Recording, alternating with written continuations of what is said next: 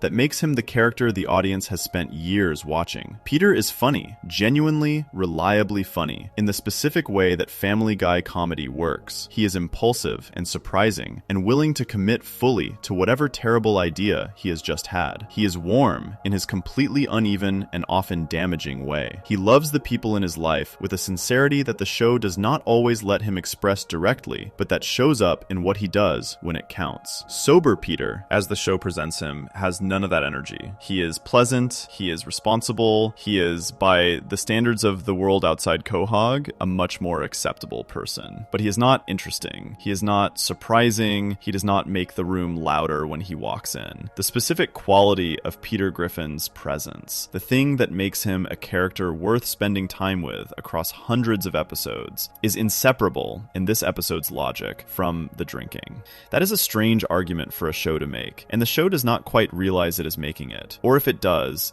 not dwell on it. But it is there. The implicit case Friends of Peter G makes is that the most compelling version of Peter Griffin is also the most self-destructive one. That the things his audience finds watchable about him are connected to the same patterns that are slowly doing damage to his family. That you cannot have the Peter you love without also having the alcoholism you are watching with some concern. Most television shows resolve this tension by eventually showing the character getting better. The drinking becomes a problem, the problem is addressed, the character grows, and the audience is given a version of the character who has the good qualities without the destructive ones. That is the standard arc. Family Guy does not give you that arc. It gives you death, explaining that 3 beers instead of 6 is good enough. It gives you the seagulls at the landfill getting drunk on the discarded cans. It gives you a reset rather than a resolution. The problem is acknowledged, engaged with more seriously than the show usually engages with anything, and then partially addressed and mostly set aside. Because resolving it fully would require the show to do something it is not willing to do. It would require making Peter genuinely different. And a genuinely different Peter is, by the show's own logic, not really Peter at all. The sober version proved that. The show looked directly at who Peter would be without alcohol, showed it clearly and without softening it, and then had Peter reject it. The show agreed with him. The answer was not sobriety. The answer was moderation. 3 beers instead of 6. Keep the identity. Reduce the damage. Find the middle. That middle is where the show has kept Peter ever since. Not sober, not the abusive nightmare of the first vision, somewhere in between, which is also somewhere that looks, from the outside, very much like where he started. Before we move on, if you're enjoying this analysis, please consider subscribing. It helps the channel tremendously. The show made its peace with Peter's drinking in that episode and largely stuck to it. 3 beers instead of 6. Moderation, not transformation. But that agreement between the show and its main character only holds as long as the show is willing to give Peter's alcoholism any weight at all. What happens many seasons later, when a new episode revisits the same ground and discovers that the weight is completely gone, is where the story of Family Guy and Peter's drinking reaches its most revealing point. Because what season 23 does with Peter's alcoholism is not a continuation of what Friends of Peter G built. It is the quiet destruction of it. Section 8, the working class framework, drinking as class performance. Seth MacFarlane has said in interviews, including one with the BBC, that Peter Griffin was inspired by a specific type of man, the kind of man you find in New England, working class, no filter, says whatever is in his head without stopping to consider whether he should. MacFarlane described it as a regional thing, a particular flavor of American male that exists in places like Rhode Island, where the show is set, where people work with their hands and drink after work, and do not spend a lot of time examining either habit too closely. That description is important because it frames Peter's drinking not just as a character trait, but as a cultural one. Peter does not drink the way a person with a problem drinks, in the way the show understands a problem. He drinks the way men like him drink, the way the men around him drink, the way men in his neighborhood and his workplace and his bar have always drunk. It is not a deviation from his environment. It is a perfect expression of it. This is what the show is doing when it places Peter in Quahog, Rhode Island, working a blue-collar job, going to a neighborhood bar with the same group of friends every night. It is building a very specific portrait of a very specific kind of American life. And in that life, drinking is not a sign that something has gone wrong. It is a sign that you are doing it right. You work hard. You drink with your friends. You go home. You do it again tomorrow. That is the rhythm.